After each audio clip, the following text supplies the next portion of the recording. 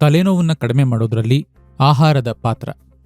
ತಲೆನೋವು, ವಿಶೇಷವಾಗಿ ಮೈಗ್ರೇನ್ ಅಥವಾ ಕ್ರೋನಿಕ್ ತೀವ್ರವಾಗಿ ಆಗೋ ತಲೆನೋವನ್ನು ಕಡಿಮೆ ಮಾಡೋಕ್ಕೆ ಆಹಾರದ ಮಹತ್ವ ಹೆಚ್ಚಿದೆ. ನೀವು ಯಾವ ರೀತಿಯ ಆಹಾರ ತಗೋಬೇಕು ಅನ್ನೋ ಬಗ್ಗೆ ಚಿಂತಿಸ್ತಿದ್ರೆ ಯಾವುದು ತಗೋಬೇಕು, ಯಾವುದನ್ನ ಬಿಡಬೇಕು ಅಂತ ಈ ವಿಷಯ ತಿಳ್ಕೊಳ್ಳೋದು ಬಹಳ ಮುಖ್ಯ.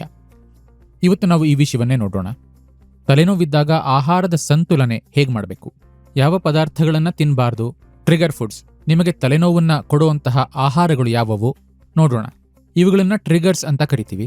ಸಾಮಾನ್ಯವಾದ ಟ್ರಿಗರ್ಗಳಲ್ಲಿ ಚೀಸ್, ಸಂಸ್ಕರಿಸಿದ ಮಾಂಸ, ಚಾಕ್ಲೇಟ್, ಆಲ್ಕೋಹಾಲ್, ವಿಶೇಷವಾಗಿ ರೆಡ್ ವೈನ್ ಮತ್ತು ಬಿಯರ್, ಕೆಫೀನ್, MSG ಮೊನೋಸೋಡಿಯಂ ಗ್ಲೂಟಾಮೇಟ್ ಮತ್ತು ಆರ್ಟಿಫಿಷಿಯಲ್ ಸ್ವೀಟ್ನರ್ಸ್ ಇವೆಲ್ಲ ಇವೆ.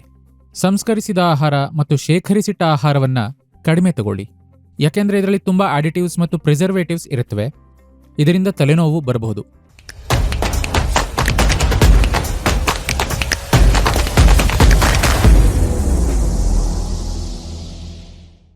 ನಮಸ್ಕಾರ, ನಾನು doctor Ravindra Patil, consultant neurosurgeon ಮತ್ತು director of Samarth neuro super speciality hospital, Sangli Miraj road, Miraj.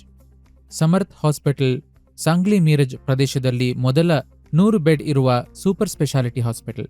ಇಲ್ಲಿ ಮೆದುಳು, ಬೆನ್ನುಹುರಿ ಮತ್ತು ಅಪಘಾತದ ರೋಗಿಗಳಿಗೆ ಚಿಕಿತ್ಸೆಗೆ ಯಾವಾಗಲೂ ತಯಾರಿರ್ತಾರೆ. Omega 3 fatty acids. Omega 3 fatty acids ಇರುವಂತಹ ಪದಾರ್ಥಗಳನ್ನು ನಿಮ್ಮ ಆಹಾರದಲ್ಲಿ ಸೇರಿಸಿ. ಫ್ಯಾಟಿ ಫಿಶ್ ಇರಬಹುದು, ಫ್ಲಾಕ್ಸ್ ಸೀಡ್ಸ್ ಇರಬಹುದು, ಚಿಯಾ ಸೀಡ್ಸ್ ಇರಬಹುದು, ಆಕ್ರೋಟ್ ಇರಬಹುದು. ಫೈಬರ್ ಇರುವಂತಹ ಪದಾರ್ಥಗಳು ನಿಮ್ಮ ಆಹಾರದಲ್ಲಿ ಸಾಕಷ್ಟು ಮಟ್ಟಿಗೆ ಇರಬೇಕಾಗುತ್ತೆ. ಹಣ್ಣುಗಳು, ತರಕಾರಿ, ಸಂಪೂರ್ಣ ಧಾನ್ಯಗಳು, ಕಡಲೆಕಾಯಿ, ಗೋಡಂಬಿ. ಫೈಬರ್ ರಕ್ತದಲ್ಲಿನ ಸಕ್ಕರೆ ಮಟ್ಟವನ್ನು ಅದು ನಿಯಂತ್ರಣ ಮಾಡುತ್ತೆ, ಜೊತೆಗೆ ಪಾಚನ ಕ್ರಿಯೆಗೆ ಇದು ಪ್ರೋತ್ಸಾಹ ಕೊಡುತ್ತೆ. ಶುಂಠಿನಲ್ಲಿ ಆಂಟಿ ಇನ್ಫ್ಲಮೇಟರಿ ಮತ್ತು ವಾಕರಿಕೆ ಹೋಗಿಸೋ ಗುಣಗಳಿವೆ. ಇದು ಮೈಗ್ರೇನ್ನ ಲಕ್ಷಣಗಳನ್ನು ಕಡಿಮೆ ಮಾಡೋಕ್ಕೂ ಸಹಾಯ ಮಾಡುತ್ತೆ. ಸ್ಮೂದಿಗಳಲ್ಲಿ, ಚಹಾದಲ್ಲಿ, ಪಲ್ಯಗಳಲ್ಲಿ, ಮನೆಯಲ್ಲೇ ಮಾಡುವಂತಹ ಸಾಸ್ಗಳಲ್ಲಿ ನೀವಿದನ್ನ ಸೇರಿಸಬಹುದು. ಖಂಡಿತವಾಗಿ ನಿಮ್ಮ ಆಹಾರದಲ್ಲಿ ಇದನ್ನ ಸೇರಿಸಿ. Herbal tea, peppermint tea, chamomile tea, ಶುಂಠಿ ಟೀ ಇರ್ಬೋದು ಅಥವಾ ಹರ್ಬಲ್ ಚಹಾ ಇರ್ಬೋದು. ಇವು ತಲೆನೋವಿನ ಲಕ್ಷಣಗಳನ್ನು ಕಡಿಮೆ ಮಾಡುತ್ತೆ. ನಿಮ್ಮ ತಲೆನೋವಿನ ನಿರ್ವಹಣೆಯಲ್ಲಿ ದಿನನಿತ್ಯದ ಭಾಗವಾಗಿ ಒಂದು ಬಿಸಿ ಬಿಸಿ ಹರ್ಬಲ್ ಚಹಾನ ಸೇರಿಸ್ಕೊಳ್ಳಿ. ನಿಯಮಿತ ಆಹಾರ ಮತ್ತು ಸ್ನ್ಯಾಕ್ಸ್. ಆಹಾರದ ಸಮಯವನ್ನು ನಿಯಮಿತವಾಗಿಟ್ಕೊಳ್ಳಿ. ಇದರಿಂದ ರಕ್ತದಲ್ಲಿನ ಸಕ್ಕರೆ ಮಟ್ಟವನ್ನು ಸ್ಥಿರವಾಗಿಡಬಹುದು. ಹಸಿವಿನಿಂದ ಆಗೋ ತಲೆನೋವನ್ನು ಕೂಡ ಇದು ತಡೆಯುತ್ತೆ. ಮತ್ತು ಆರೋಗ್ಯಕರವಾದ ಸ್ನ್ಯಾಕ್ಸ್ನ ತಿನ್ನಿ.